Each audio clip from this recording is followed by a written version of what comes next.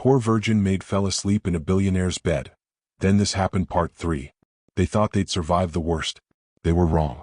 Maria and Gabriel had built an empire of love. Raised a daughter who knew God's grace. Forgiven the unforgivable. Transformed pain into purpose. But life has a way of testing even the strongest faith. On a Tuesday morning in October, a phone call would shatter everything they'd built. One moment. One accident. One loss so devastating it would make them question everything they believed about God, faith, and love. Because when you lose someone who was your whole world, how do you keep believing? How do you survive when surviving feels impossible? Before we begin, comment "still here" if you've watched parts 1 and 2. And subscribe because this story will break your heart, and then heal it in ways you never expected. Grace was 17 years old. Beautiful. Brilliant. Full of life and faith and dreams. She wanted to be a missionary doctor. She'd already been accepted to medical school with a full scholarship. She volunteered at the Children's Hospital with her Aunt Elena every weekend. She led worship at youth group. She was everything good and pure and hopeful about the future. Everyone loved Grace. Her laugh could light up a room. Her compassion could soften the hardest hearts. Her faith could move mountains. She was the miracle baby born in the middle of chaos. The living proof that God's timing was perfect. But on October 15th, everything changed. A rainy morning. A slick road. A truck that ran a red light. And in one terrible moment, Grace was gone. How do you keep breathing when your reason for breathing is taken? How do you keep believing in a good God when He allows such senseless tragedy? Stay with us. 6 months before the accident, life was perfect. Almost too perfect. The kind of perfect that makes you thank God extra hard because you know how quickly things can change. Grace had just turned 17 in April. They'd thrown her a party at the church. Over 100 people came. Friends from school. Kids from youth group. Patients from the hospital where she volunteered. Everyone wanted to celebrate Grace because she had that effect on people. She made you want to be better. Kinder. More faithful. She'd given a speech that night. Thanked her parents for showing her what real love looked like. Thanked God for rescuing her father and giving him a second chance. Thanked her grandmother Evelyn, who had passed 2 years prior, for teaching her that it's never too late to change. She talked about her plans to go to medical school. To become a doctor. To serve in underserved communities both in America and abroad. Maria cried through the whole speech. Happy tears. Proud tears. Grateful tears. She looked at Gabriel and whispered, "We did good." He squeezed her hand and whispered back, "God did good. We just cooperated." But there was something else happening that spring. Something Maria couldn't quite name. A heaviness in her spirit. A sense of dread that she couldn't shake. She'd wake up in the middle of the night with her heart racing. Pray over Grace's room while she slept. Ask God to protect her daughter. Keep her safe. Bring her home every single day. Gabriel noticed. Asked if something was wrong. Maria said she didn't know. Just a feeling. Probably nothing. But she couldn't shake it. So she prayed harder. Longer. More desperately.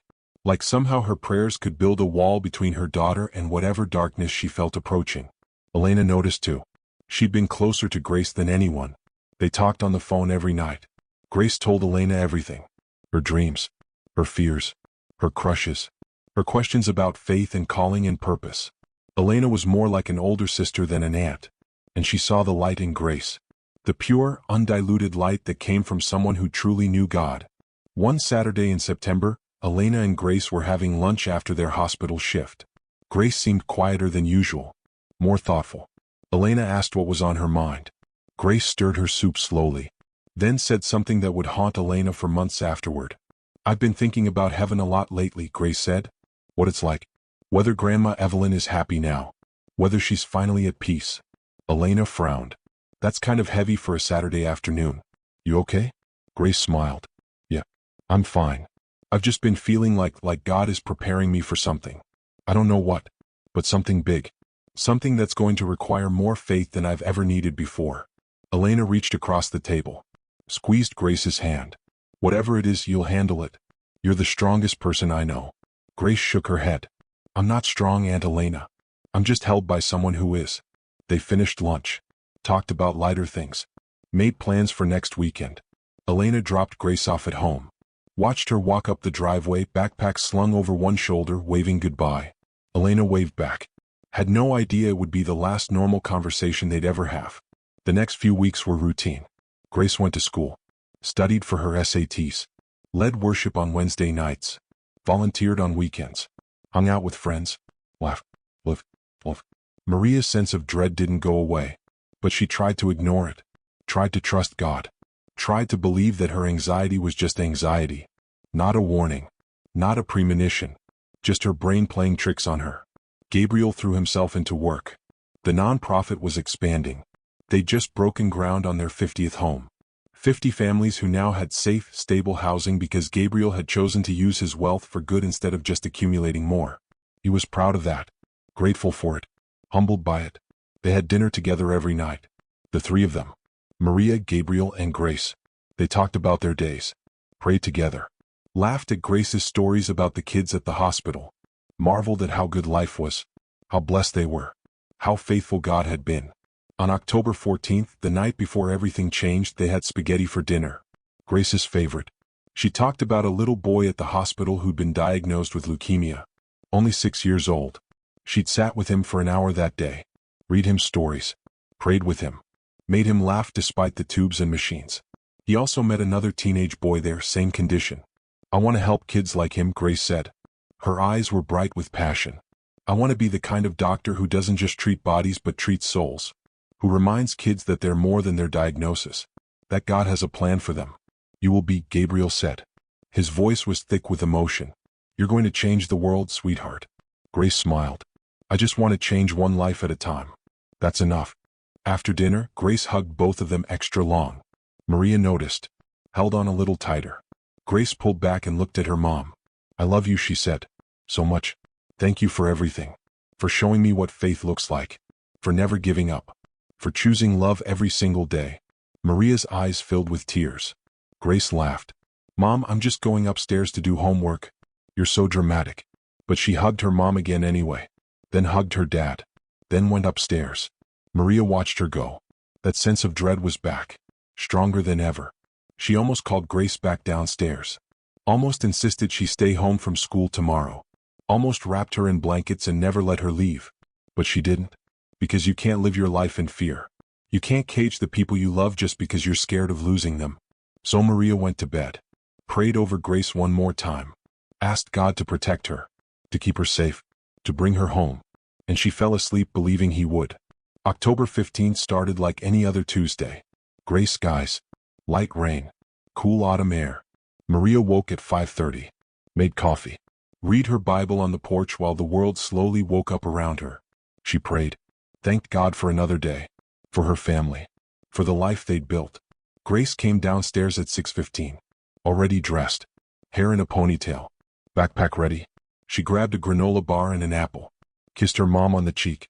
I've got early morning study group, she said. I'll be home by 4. Drive safe, Maria said. The roads are wet. Always do, Grace replied. She headed for the door. Then turned back. Mom? Yeah, baby? Grace hesitated. Then smiled. Nothing.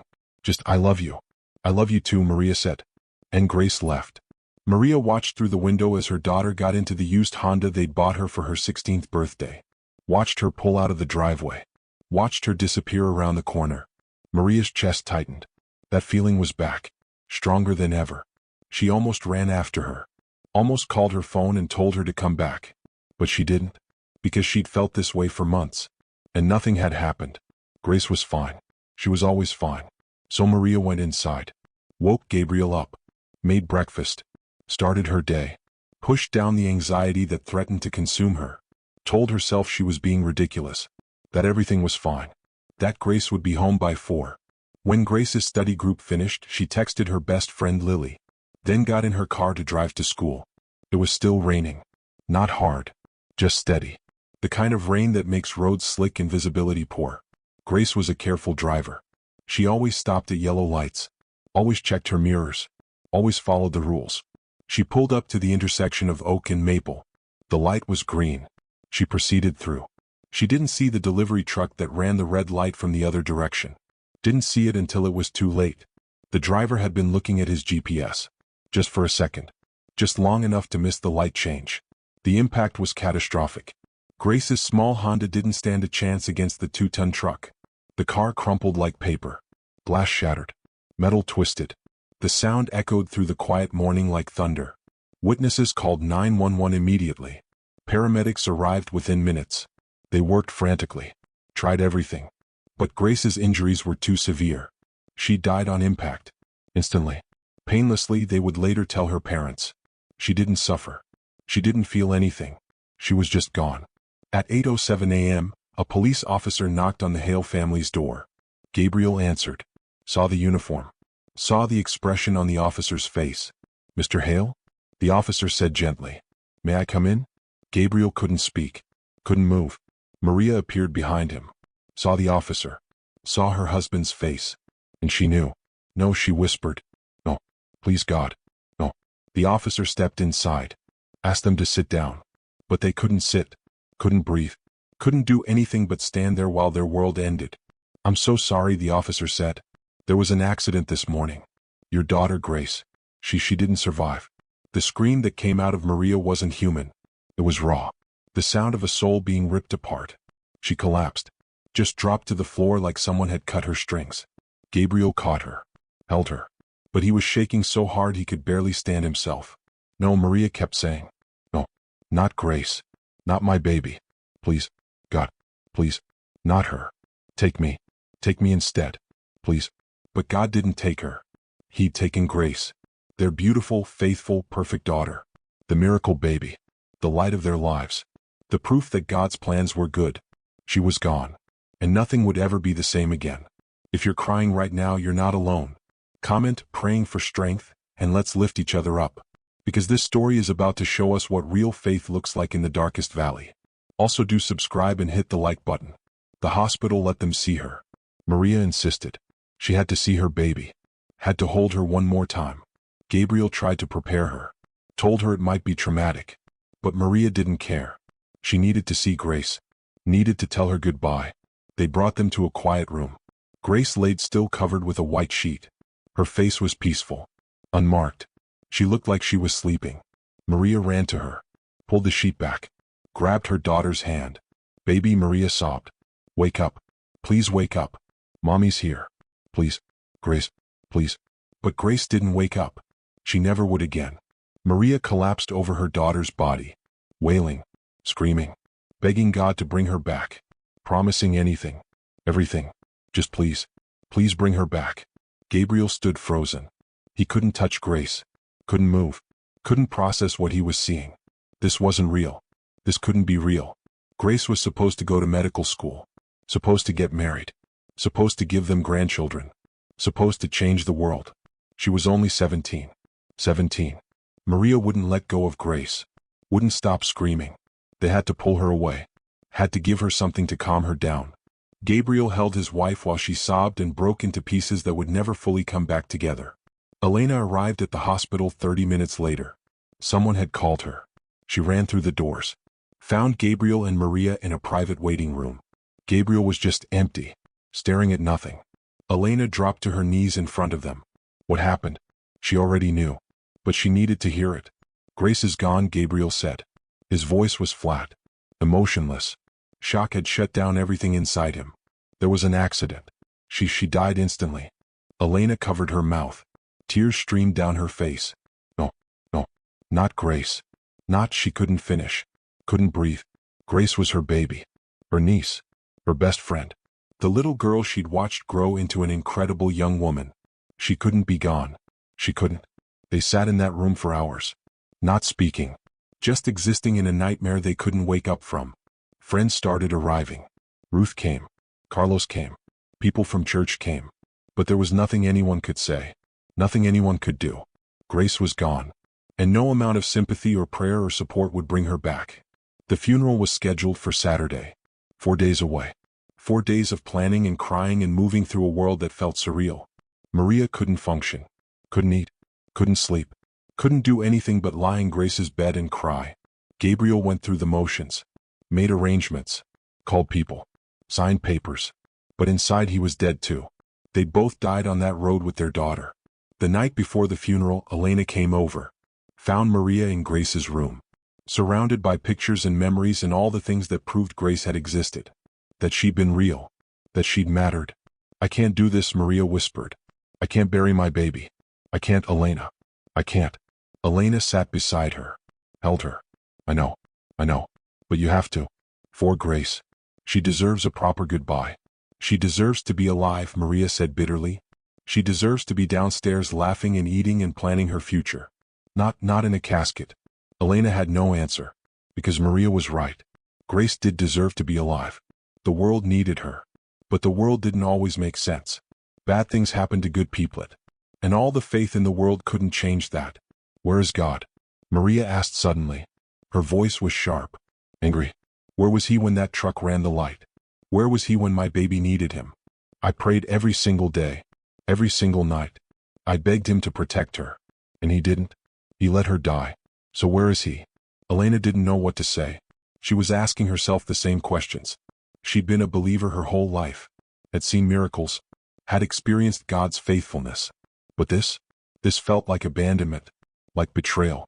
Like God had turned his back on the one family that had served him faithfully for years. Gabriel appeared in the doorway. He'd heard Maria's questions. He walked in slowly. Sat on the floor across from his wife. His face was haggard. Aged a decade in 4 days. I don't know where God is, he said quietly. I don't know why he let this happen. I don't know anything anymore. Maria looked at him. Then I want to be with her. I can't live in a world without her. Gabriel crawled across the floor. Took Maria's face in his hands. Don't say that. Please, don't say that. We have to survive this. We have to. Because Grace would want us to. But Maria shook her head. I don't care what Grace would want. I want my daughter back. I want to hold her and hear her laugh and watch her grow up. And I can't have that. So what's the point? What's the point of any of this? Elena and Gabriel exchanged a look. They were both terrified. Terrified that Maria wouldn't survive this. That the grief would consume her.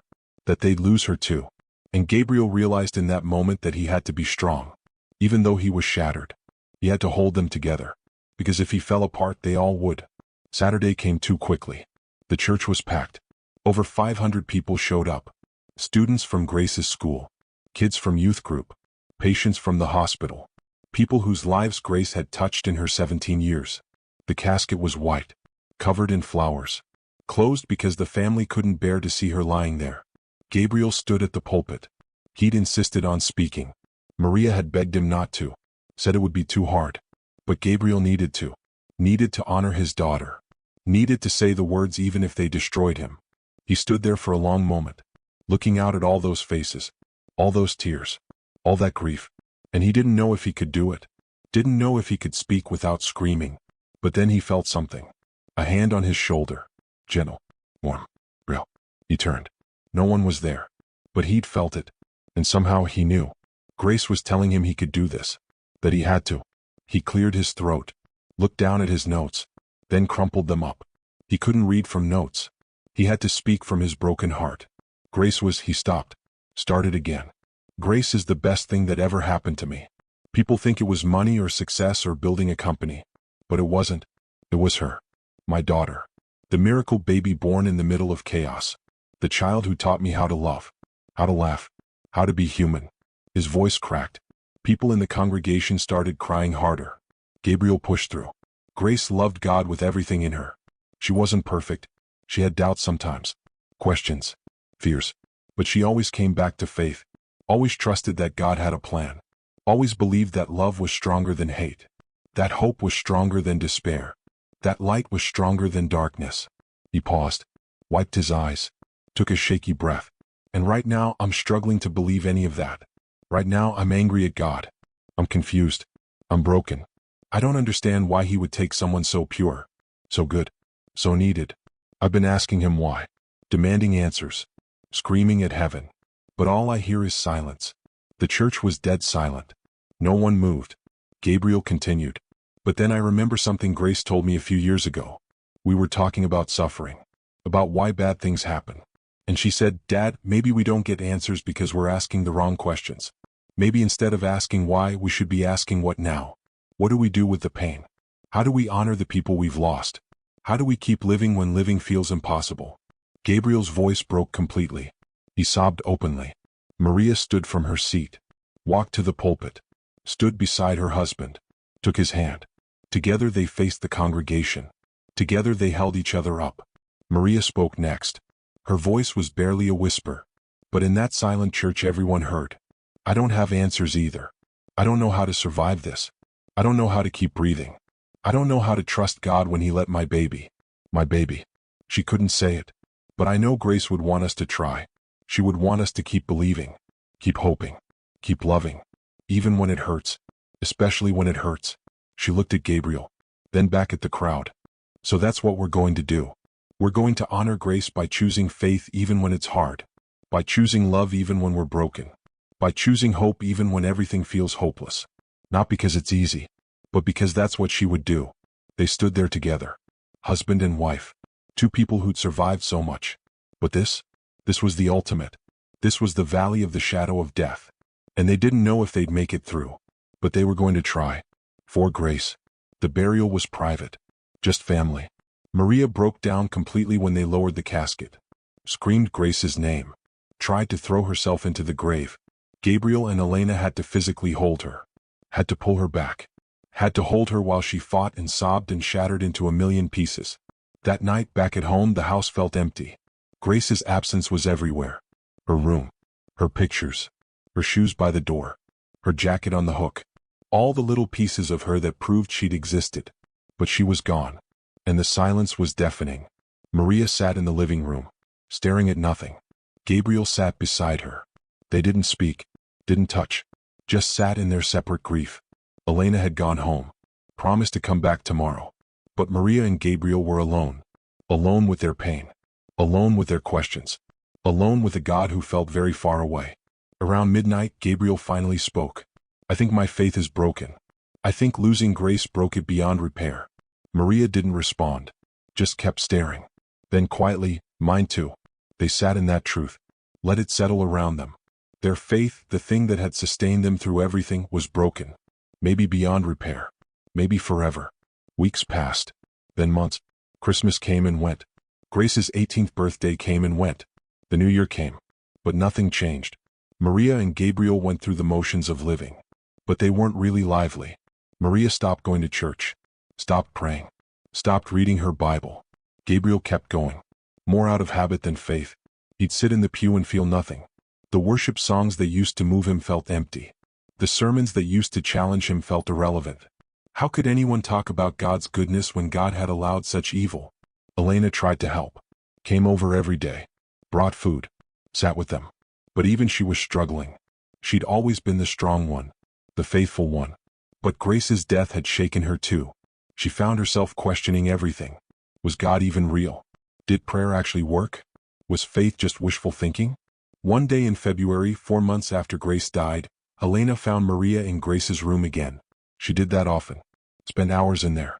Just sitting. Just being. Elena sat beside her. They didn't speak for a long time. Then Maria said something that broke Elena's heart. I wish I'd never had her. If I'd never had her, I wouldn't feel this pain. I wouldn't miss her. I wouldn't be dying inside every single second. Elena grabbed Maria's hand. You don't mean that. Maria turned to her. Voice flat. Don't I? What was the point? What was the point of loving her for 17 years just to have her ripped away? God is cruel, Elena. He gave me the most precious gift imaginable. Let me love her. Let me believe she'd have a long, beautiful life. And then he took her. Elena didn't know what to say. Because part of her agreed. Part of her was angry too. Angry at God. Angry at the universe. Angry at the senselessness of it all. But she also knew that wasn't the whole truth. So she said the only thing she could think of. Would you really trade those 17 years? Would you really give up every memory, every laugh, every hug, every I love you? Would you really choose to never have known her at all? Maria was quiet for a long time. Tears streamed down her face. No, she finally whispered. No, I wouldn't trade it. Even knowing how it ends.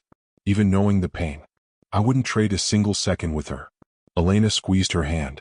Then that's your answer. That's what Grace's life meant. Those 17 years of love. That's the point. Not how it ended, but how she lived. And how we loved her. Maria sobbed. But I miss her so much. I miss her so much it hurts. I know, Elena said. I miss her too. Every single day. But Maria, she wouldn't want us to stop living. She wouldn't want us to stop believing. She'd want us to keep going. Keep fighting. Keep choosing faith even when it's the hardest thing we've ever done. Maria shook her head. I don't know how. Elena pulled her close. Then we'll figure it out together. One day at a time. 1 hour at a time. One breath at a time. We'll survive this.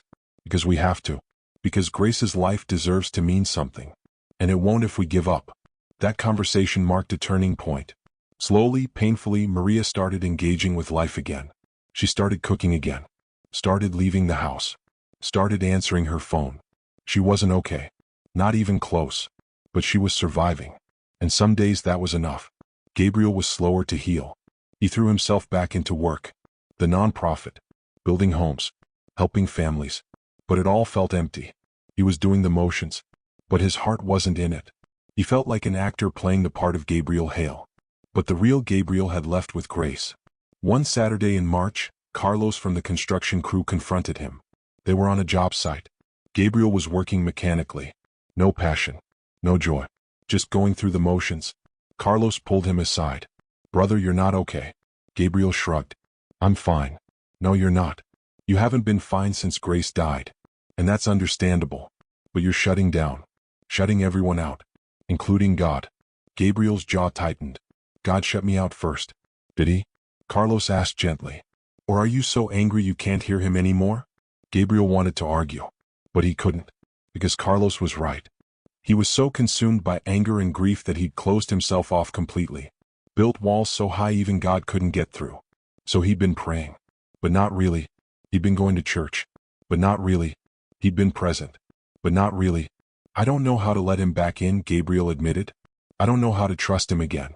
Carlos put a hand on his shoulder. "You start by being honest. Tell him you're angry. Tell him you're hurt. Tell him you don't understand. God can handle your anger, brother. He's big enough for your questions. Stop pretending you're okay. Stop trying to be strong. Just be real." That night, Gabriel went into Grace's room. He'd avoided it since the funeral. Couldn't handle being in there. But something pushed him inside. He sat on her bed. Looked around at all her things. Her books. Her Bible. Her journal. He picked up the journal. Hesitated. Then opened it. Grace's handwriting filled the pages. Prayers. Thoughts. Dreams. Gabriel read through them. Tears streaming down his face. And then he found an entry dated October 10th. 5 days before it happened. It read, "I've been having this feeling lately that something big is coming. I don't know what. But I'm not afraid. Because I know God is good. Whatever happens, He'll be with me. And even if the worst happens, I know my life mattered. Because I loved well. I loved God. I loved my family. I loved people. And love never dies. Love echoes forever." Gabriel broke. Completely broke. He sobbed so hard he thought his chest would cave in. Because Grace had known. Somehow she'd known. And she hadn't been afraid. She'd trusted. She'd believed. She'd had faith even when she didn't have answers. And Gabriel realized he had a choice. He could stay angry. Stay bitter. Stay broken. Or he could honor his daughter by living the way she lived. By choosing faith even when it hurt. By trusting God even when he didn't understand. By believing that Grace's life mattered. That her death wasn't the end. That love really did echo forever. He fell to his knees. Prayed for the first time in months. Really prayed. "God, I'm so angry at you. I don't understand why you took her. I don't understand any of this. But Grace trusted you. Even at the end. So I'm choosing to trust you too. Not because I have answers. But because she showed me how. Help me. Please. I can't do this alone." And in that moment, broken on his daughter's bedroom floor, Gabriel felt something shift. Not healing. Not yet. But hope. The tiniest flicker of hope that maybe, just maybe, he'd survive this. That maybe faith wasn't about having answers. Maybe it was about trusting anyway. Even in the dark. Especially in the dark. They poured their grief into purpose. Their pain into action. Their loss into legacy. And slowly, painfully, they started healing. Not forgetting. Never forgetting. But healing. Learning to live with the grace-sized hole in their hearts. Learning to smile again. Laugh again. Hope again. Elena got married that year. To David, the pediatric surgeon. They asked Maria and Gabriel to be part of the ceremony. At first Maria said no. She couldn't handle celebrating when Grace wasn't there. But Gabriel encouraged her. Grace would want us to celebrate, he said. She'd want us to keep living. So they went. And it was hard. But it was also beautiful. A reminder that life continues. That joy is still possible. Even in the midst of grief. On the second anniversary of Grace's death, they visited her grave. brought flowers, sat on the grass, told her about everything that had happened. Elena's wedding, the lives they were changing in her name. Maria cried, but they were different tears. Not just grief anymore, but gratitude too. Gratitude for the 17 years they'd had. Gratitude for the way Grace had changed them. Gratitude that love really did echo forever. That night they sat on their porch, looked up at the stars. Gabriel took Maria's hand. "We survived," he said quietly. Maria nodded. "We did. I didn't think we would, but we did. Because of Grace," Gabriel said. "She taught us how. Even after she was gone." Maria leaned her head on his shoulder. "Do you think she's proud of us?" Gabriel smiled. "I know she is." They sat in comfortable silence. Two people who'd survived the unsurvivable, who'd climbed out of the deepest valley, who'd chosen faith when every logical reason said to give up. They weren't the same people they'd been before. Grief had changed them, broken them, but also made them stronger, more compassionate. They'd learned that faith wasn't about avoiding pain. It was about trusting God through the pain. That hope wasn't naive positivity. It was choosing to believe in light even when surrounded by darkness. That love wasn't weakness. It was the strongest force in the universe, strong enough to survive even death. Now let me ask you something. Have you lost someone you love? Someone who felt irreplaceable? Someone whose absence created a hole that nothing can fill? If you have, I want you to know something. Your grief is valid. Your anger is valid. Your questions are valid. God can handle all of it. He's not afraid of your pain. He's not offended by your doubt. He's big enough for all of it. And I want you to know that you will survive this. It won't be easy. It won't be quick. It won't be linear. Some days you'll feel like you're healing. Other days you'll feel like you're drowning. But you will survive. One breath at a time. One day at a time. One moment at a time. Because here's what Maria and Gabriel learned in that valley. Loss doesn't have an expiration date. You don't get over it after a certain amount of time. You don't wake up one day and suddenly feel fine. Grief becomes part of you. Rewrites your story. And that's okay. It's okay to carry it. It's okay to let it reshape you. But here's the other thing they learned. Grief and joy can coexist. You can miss someone desperately and still laugh at a joke. You can carry unbearable pain and still feel grateful for a beautiful sunset. 3 years after Grace's death, on what would have been her 20th birthday, something remarkable happened. Maria was at the bakery. Ruth had passed away the year before, and Maria had taken over full ownership. She was kneading dough, lost in thought, when a young man walked in. Maybe 19 or 20. He looked nervous, kept glancing at Maria like he was working up courage. Finally, he approached the counter. "Are you Maria Hale?" he asked. Maria looked up. "I am. Can I help you?" The young man's eyes filled with tears. "My name is William. I don't know if you remember me, but 3 years ago I was at the children's hospital. I had just been diagnosed with bone cancer. I was terrified, ready to give up. And your daughter, Grace, she sat with me. 4 hours. She read to me, prayed with me, told me that my life mattered, that God had plans for me, that I was going to survive." Maria's hands stilled on the dough. Her heart was pounding. "You knew Grace?" William nodded, tears streaming down her face. "She saved my life. Not just physically, but spiritually, emotionally. She gave me hope when I had none. And I'm in remission now. I'm cancer-free. I'm studying nursing. I want to be just like her. I want to help kids the way she helped me." Maria came around the counter, pulled this stranger into a hug, and they both cried. For Grace. For the life she'd touched. For the legacy she'd left. For the proof that 17 years was enough. That Grace's life had mattered more than Maria could have ever imagined. When Maria told Gabriel that night, he wept. Not from grief this time. From overwhelming gratitude. Because Jasmine was alive. Because Grace's compassion had echoed forward. Because their daughter's life had been world-changing. Just like Grace had always hoped. Over the next few months, more people reached out. Former patients. Kids from youth group. Students from her school. All with stories of how Grace had impacted them. How she'd encouraged them. Believed in them. Loved them. And Maria and Gabriel realized something profound. Grace hadn't been taken from them. She'd been shared with the world. Her 17 years had accomplished more than most people accomplish in 80. She'd loved fiercely. Served sacrificially. Believed unwaveringly. And that love was still multiplying. Still growing. Still changing lives. Maria had been carrying guilt. Wondering if she'd failed as a mother. Wondering if she should have protected Grace better. driven her to school that day, kept her home, done anything different. But now she understands. Grace's death wasn't her fault. It wasn't God's cruelty. It was, somehow, in ways she couldn't fully understand, part of a bigger story. A story where 17 years of faithful living could impact hundreds of lives. Where one girl's choice to love well could ripple forward for generations. That night, Maria opened her Bible for the first time in years. Really opened it. Really read it. This jumped at her, and we know that in all things God works for the good of those who love Him, who have been called according to His purpose. She'd read that verse 1,000 times. Had quoted it. Had believed it. But now she understood it differently. It didn't mean bad things didn't happen. It didn't mean God caused the truck to run that red light. It meant that even in the worst tragedy, even in the deepest pain, even in the most senseless loss, God was still working, still redeeming, still bringing beauty from ashes. Grace's death was still terrible, still painful, still something Maria would never fully make peace with. But it wasn't the end of Grace's story. It was the beginning of a legacy that would outlive them all. Elena and David had 2 children, a boy and a girl. They named their daughter Grace. Little Grace had her aunt's eyes, her laugh, her compassion. And watching her grow was both painful and healing for Maria and Gabriel. Painful because she reminded them of what they'd lost. Healing because she reminded them that love continues, that life continues, that hope continues. So let me ask you one final question. What legacy are you building? If your life ended tomorrow, what would people remember? What would echo forward? Because here's the truth that Grace's story teaches us. It's not about how long you live. It's about how well you love.